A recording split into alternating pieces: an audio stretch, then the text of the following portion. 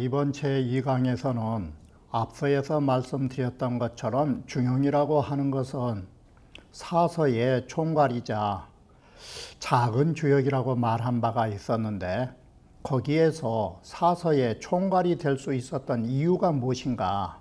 전도지서이기 때문에 가능한 것입니다. 바로 도를 전한다라는 것은 이를 부연해서 말하면 도통전수를 말해주는 것입니다.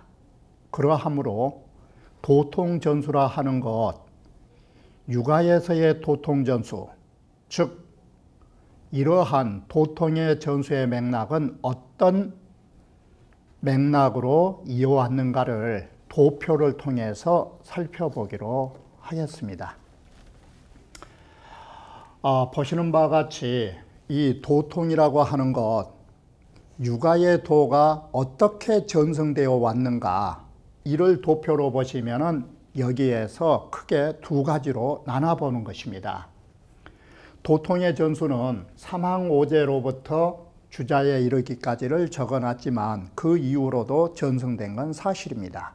여기에서 크게 나누는 구분은 바로 공자를 전후로 하는 것입니다.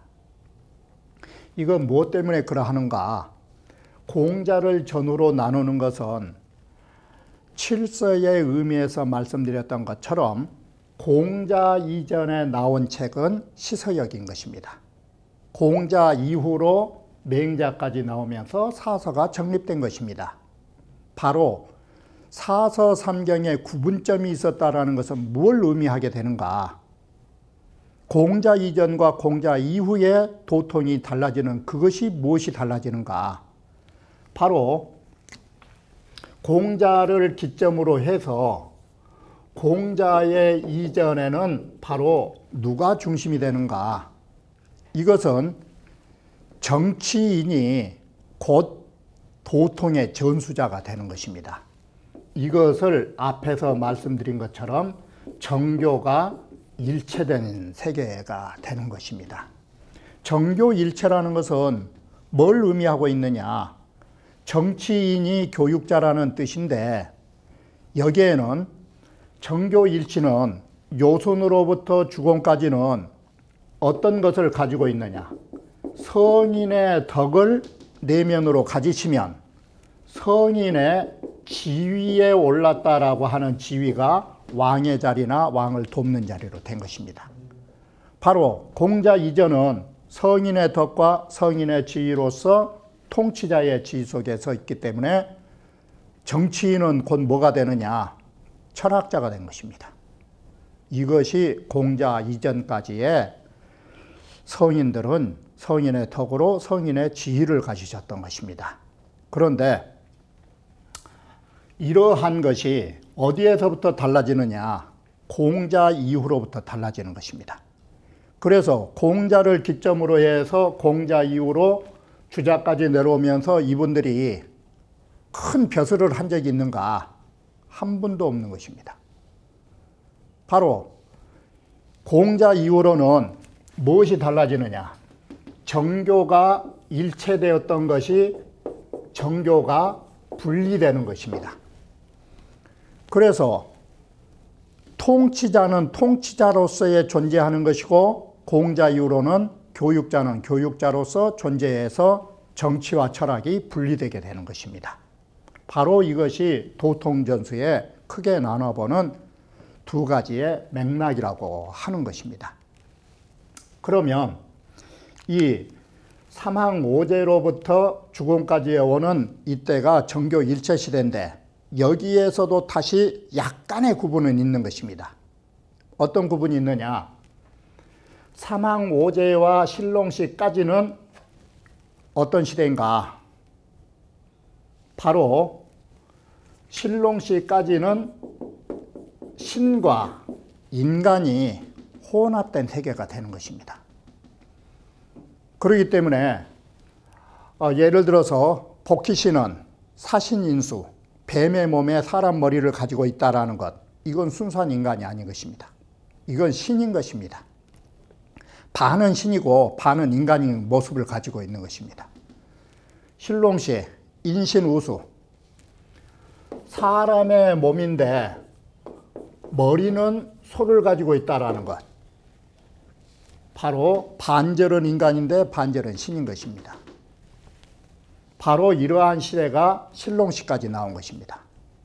그러면 순수한 인간으로 나온 시대는 언제냐? 황제로부터 시작한 것입니다. 이렇게 해서 도통지전은 바로 황제 이전에는 신과 인이 함께 존재했던 시대였는데 황제로 넘어서면서부터 인본주의로 넘어가게 되는 것입니다. 바로 여기에서 또 하나의 특징은 뭔가? 인본주의로 넘어오면서 도통의 전수가 문헌상으로 나타난 것은 누구였더냐? 바로 요손으로부터 시작한 것입니다. 이 황제까지만 해도 도통지전은 있었지만 문헌은 남아있지 않은 것입니다. 그래서 윤임금이 순임금에게 전의하면서 윤직골중이라는 말이 처음으로 도통지전의 문헌에 나타나는 최초의 글이 되는 것입니다.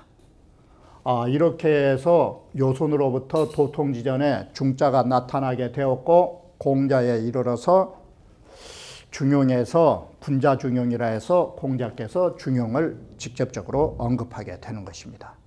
바로 이것이 도통전수에 있어서의 특징 두어 가지라고 말할 수 있습니다. 다시 정리해드리면 바로 도통지전은 공자 이전과 이후로 정교가 일체하느냐 분리하느냐가 달라진다라는 점.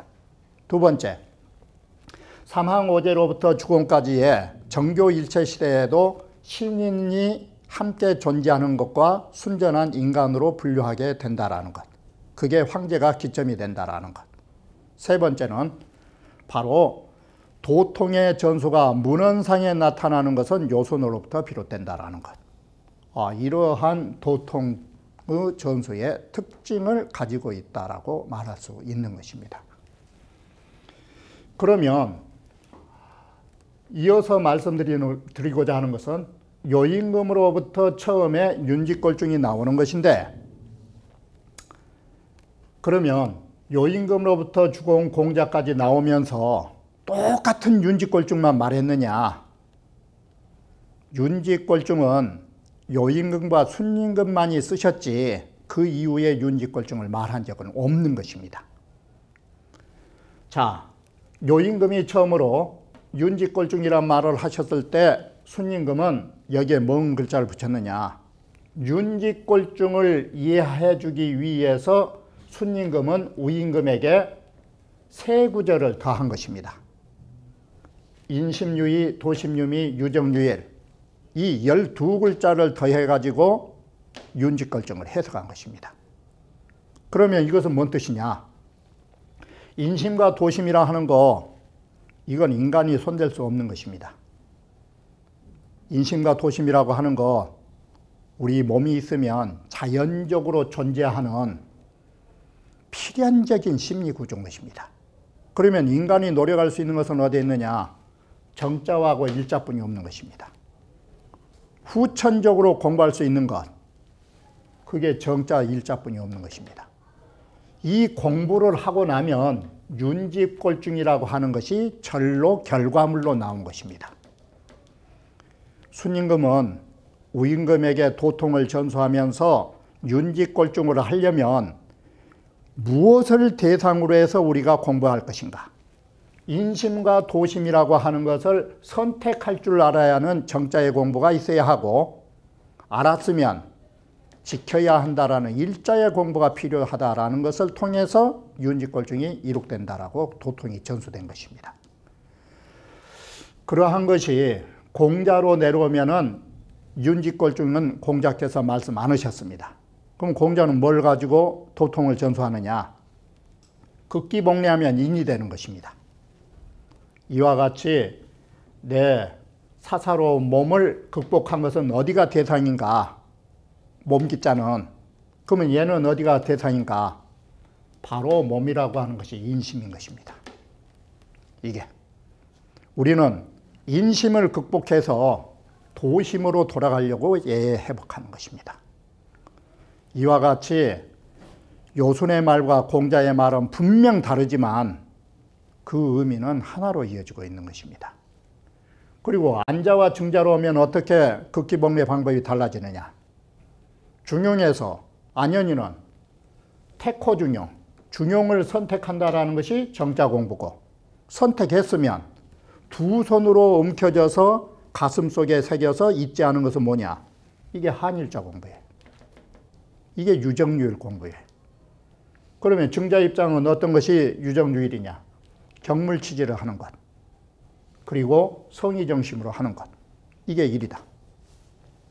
자사로 내려오면 택선이라고 하는 것이 정공부, 선을 가린다가 정자다 이것이요. 그리고 고집한다가 뭐냐? 다시는 놓지 않는다가, 이게 한결같은 용맹심. 이게 맹자로 오면은 뭐가 나오느냐? 바로 인욕이라는 것이 인심이에요. 이게 인심이 더 확대되면 인욕으로 나온 것이에요. 바로 이 인욕을 막고, 천리는 뭐냐? 도심이 천리인 거예요. 바로 이것을 보존하기를 한결같이 하자. 자, 이렇게 보면 결론은 요순으로부터 사서에 만들어진 내용의 사상들이 분명히 보면 명제는 다르다 하지만 바로 그 이치인즉 하나로서 말로 도통이 된다는 건 아니에요. 바로 그 진리가 하나가 되면 도통의 전수는 이어진 것이지, 말을 그대로 답습하는데 도통은 있지 않다라고 말한 것이에요. 바로 지금까지 나온 것이 바로 심학, 이 도에서 핵심이 되는 마음 공부, 이것을 전수할 때에 실질적인 내용인 것입니다. 바로 이러한 사람들이 어떤 내용으로 도를 전했느냐? 바로 이런 내용으로 도를 전한 것입니다. 그러면 다시 덧붙여서 말씀드리고자 하는 것은 요임금과 순임금으로 비롯됐던 중용이라는 중자에 멀리 근본이 있는 것이 윤직골중인데, 이것이 자사에 내려오면은 주자서문에서 나온 바와 같이 세지상후가 요순 세대로부터 바로 자사가 살던 세대까지는 정확하게는 미뤄볼 수 없지만 대충 잡아도 1600, 700년이 된 것입니다. 이처럼 거의 2000년에 가까운 세월 속에서 중용이 만들어졌는데 요순의 말하고 어떻게 같느냐 다르느냐? 바로 주자께서 말씀하시기를 요순과 중용을 지은 자사, 이분들은 세상의 차이로 보면 2000년에 가깝지만 조금도 틀리지 않고 마치 부절을 합한 것처럼 똑같은 문장을 쓰고 있다라는 것이에요. 그게 뭐냐면 자사께서 중용에서 말씀하신 천명솔성이 뭐냐? 이게 바로 순임금께서 말씀하신 도심유미처다 이 소리예요. 이게. 그리고 앞에서 말씀드렸던 것처럼 택선 고집이라고 하는 것은 중용 제20장에서 나온 소리인데 20장 끝부분에 거의 나오는데 선을 선택한 게 뭐냐? 여기에서 말한 선이라는 것이 어디서 나왔을까? 바로 도심이자 하늘에서 매겨준 성품이다 이것이. 이걸 가릴 줄 아는 것이 정자고, 이런 본성에 의한 도심을 죽으라고 지키는 것, 그게 일이다라는 거예요. 그러면 문장만 달랐지 자사의 말씀과 순임금의 말씀은 털끝만큼도 차이가 없다라고 말한 것입니다. 공자께서 군자시중을 말했는데 중용에서 제2장에서 군자시중이라는 말이나 윤직골중이라는 말이나 그게 뭐가 다를 수 있을까? 이와 같이 중용이라고 하는 것이 우리는 도통전수라는 도표에서 보는 바와 같이 앞서 말씀드렸던 중용이 성인의 전도지사라 하는 것, 성인께서 도를 전했다라는 것, 바로 도를 전했다라는 것은 무엇에서 볼 수 있는가를 이 도표에서 우리는 살펴볼 수가 있는 것입니다.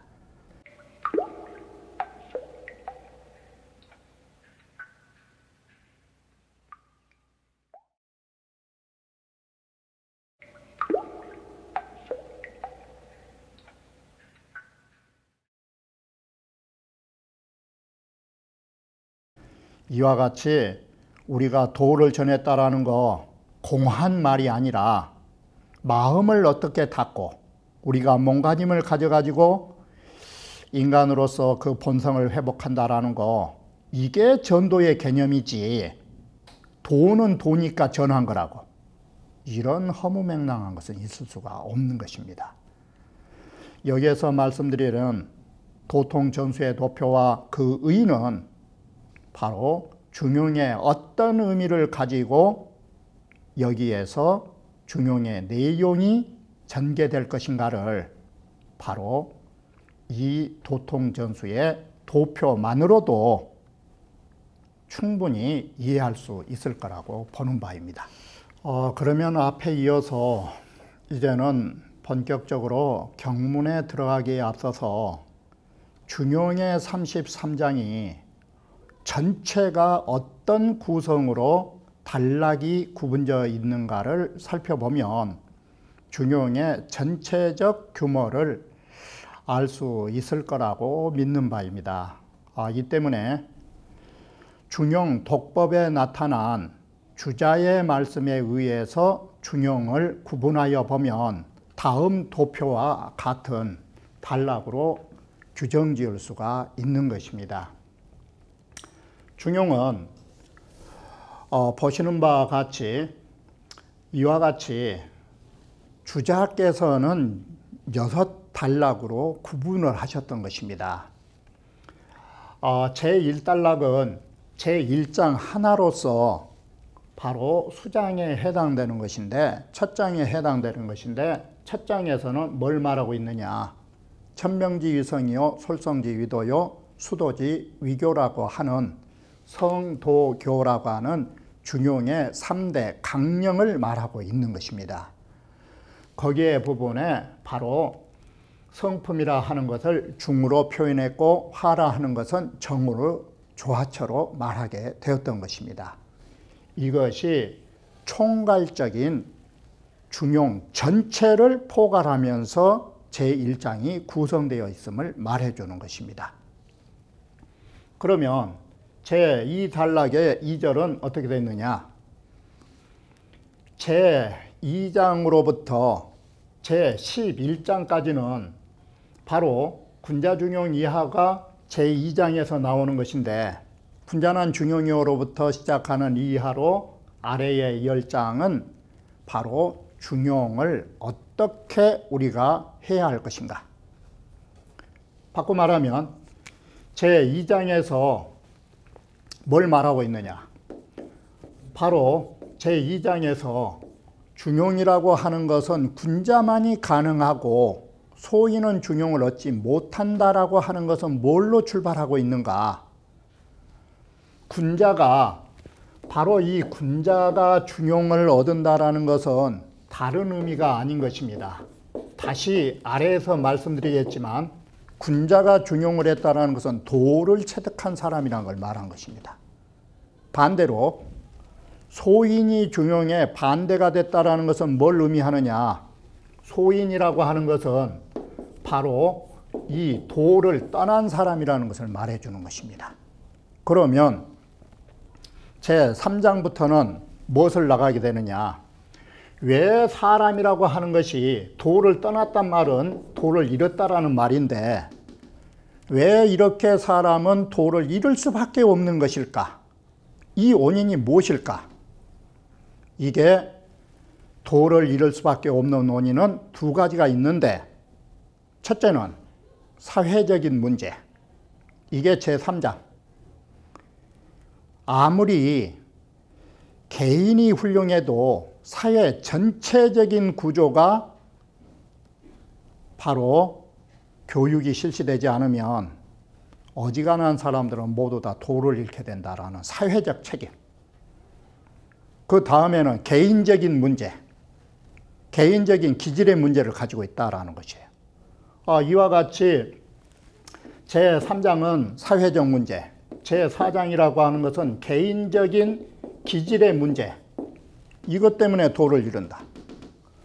그렇기 때문에 제5장에는 뭐냐?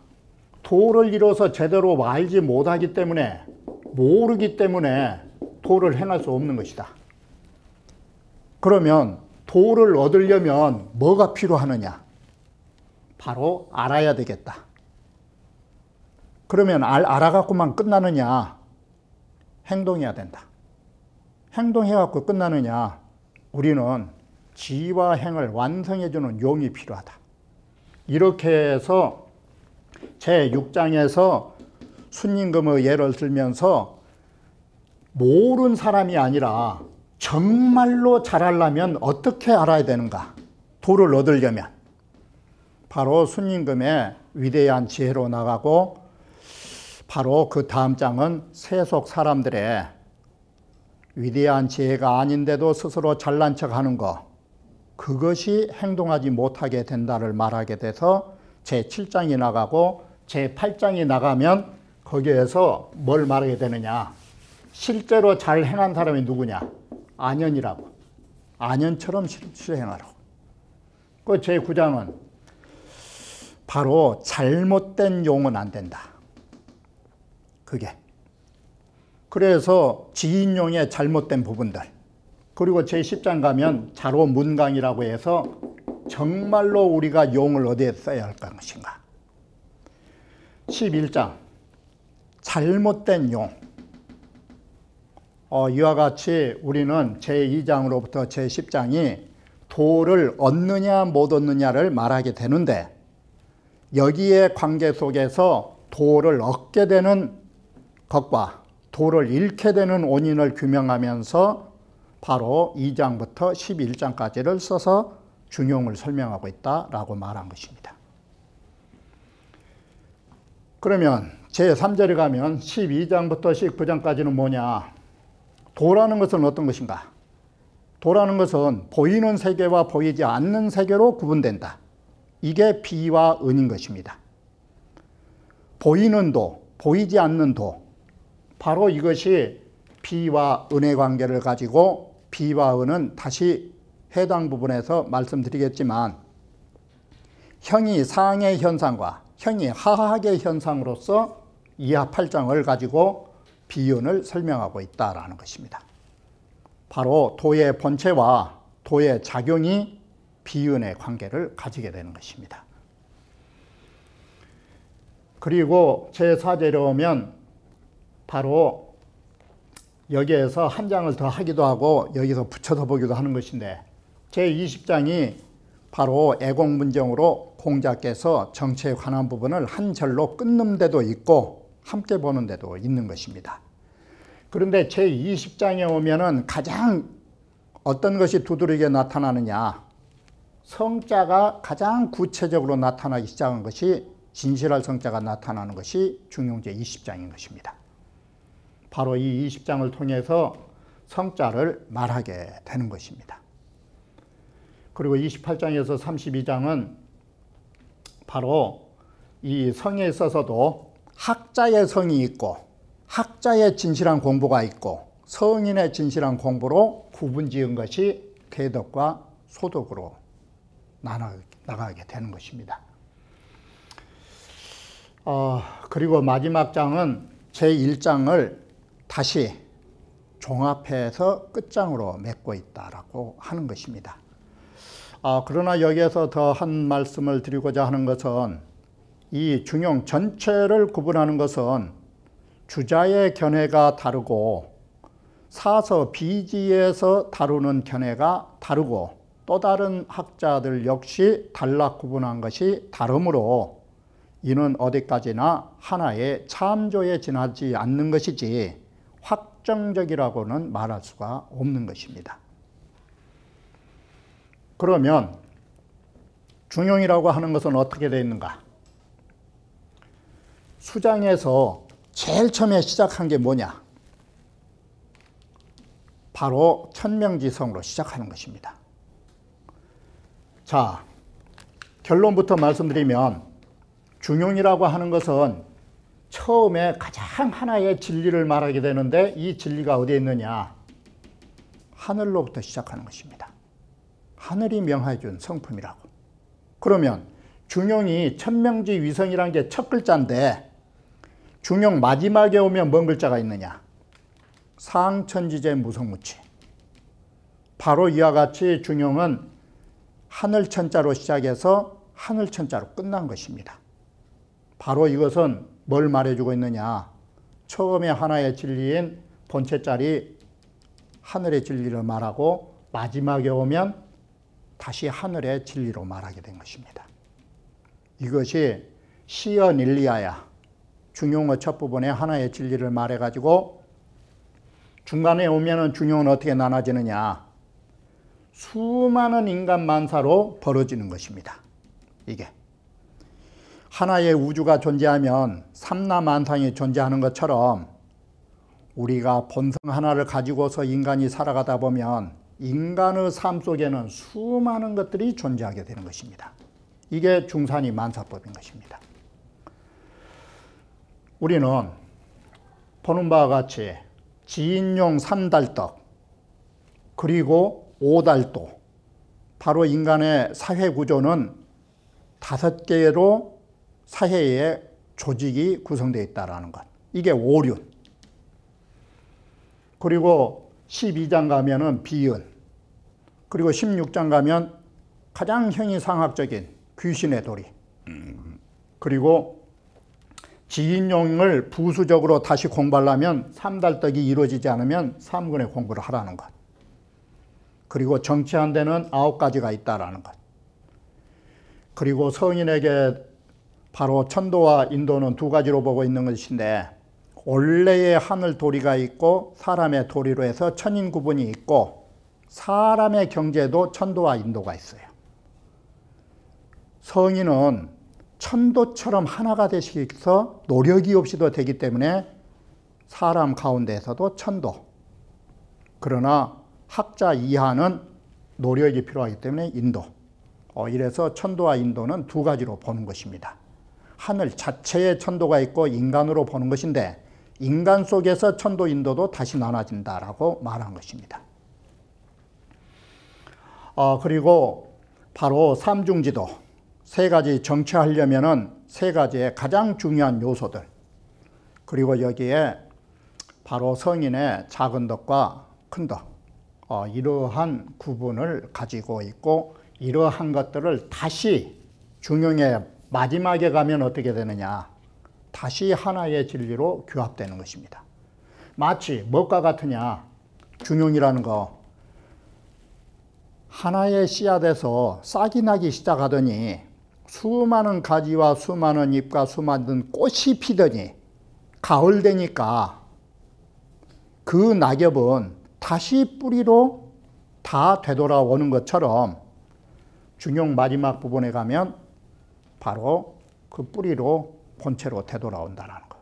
그래서 중용 마지막 장은 마지막 부분에가 상천지제 무성무치, 하늘의 진리는 소리조차 냄새조차 없는 것이라고.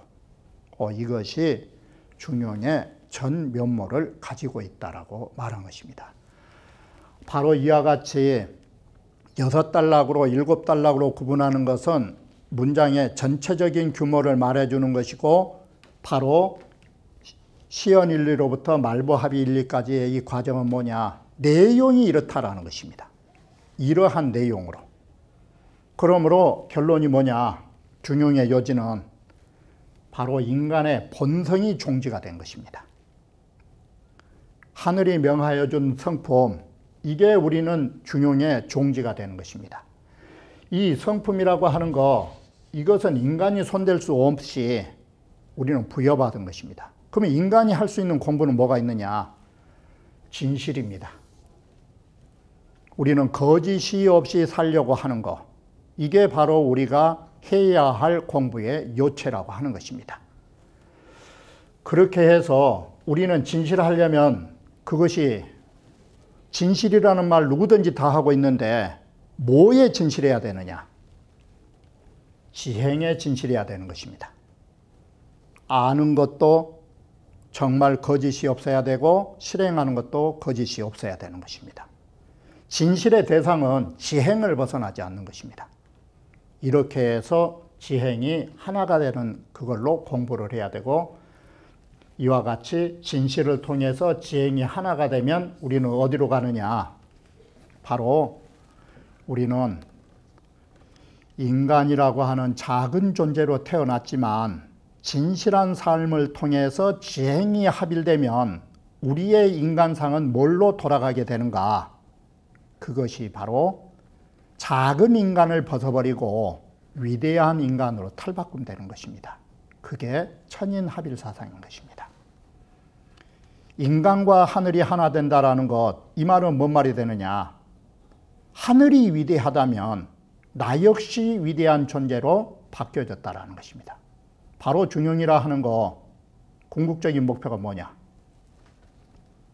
작은 자아를 버리고 우리가 위대한 인간으로 다시 태어나서 소우주에서, 또는 작은, 바로 이 작다라는 내 자신에서 뭘로 바뀌어져야 되느냐?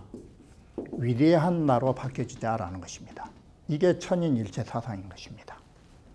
바로 중용은 이와 같이 왜소한 내 자신을 버리고 위대한 내 자신을 완성하려는데 중용의 궁극적 목표를 두고 있다라고 말하는 것입니다.